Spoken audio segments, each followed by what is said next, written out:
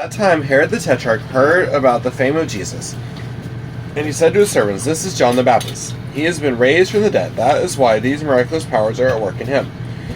For Herod had seized John and bound him and put him in prison for the sake of Herodias, his brother Philip's wife, because John had been saying to him, "It is not lawful for you to have her."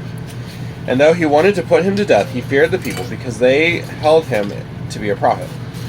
But when Herod's birthday came, the daughter of Herodias danced before the company and pleased Herod, so that he promised with an oath to give her whatever she might ask. Prompted by her mother, she said, "Give me the head of John the Baptist here on a platter." And the king was sorry, but because of his oaths and his guests, he commanded it to be given. He had sent and had John beheaded in the prison, and his head was brought on a platter and given to the girl, and she brought it to her mother. And his disciples came and took his body and buried it, and they went and told Jesus. Now, when Jesus heard this, he withdrew from there in a boat to a desolate place by himself. But when the crowds heard it, they followed him on foot from the towns. When he went ashore, he saw a great crowd, and he had compassion on them and healed their sick. Now, when it was evening, the disciples came to him and said, "This is a desolate place, and the day is now over. Send the crowds away to go into the villages and buy food for themselves." But Jesus said, "They need not go away. You give them something to eat." And they said to him, "We have only 5 loaves here and 2 fish." And he said, "Bring them here to me." Then he ordered the crowds to sit down on the grass, and taking the 5 loaves and the 2 fish, he looked up to heaven and said a blessing.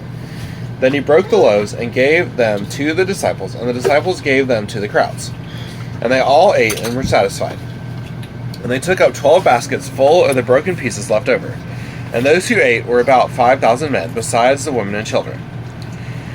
Immediately he made the disciples get into the boat and go before him to the other side, while he dismissed the crowds. And after he had dismissed the crowds, he went upon a mountain by himself to pray. When evening came, he was there alone. But the boat by this time was a long way from the land, beaten by the waves, for the wind was against them. And in the 4th watch of the night he came to them walking on the sea. But when the disciples saw him on the sea, they were terrified and said, "It is a ghost." And they cried out in fear. But immediately Jesus spoke to them, saying, "Take heart, it is I, do not be afraid."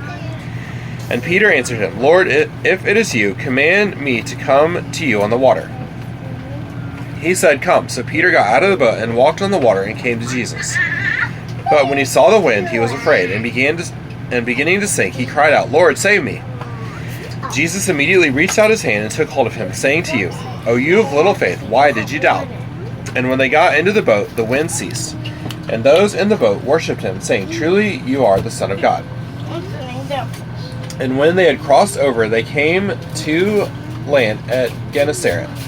And when the men of that place recognized him, they sent around to all that region and brought to him all who were sick, and implored him that they might only touch the fringe of his garment. And as many as touched it were made well. This is the word of the Lord. Thanks be to God.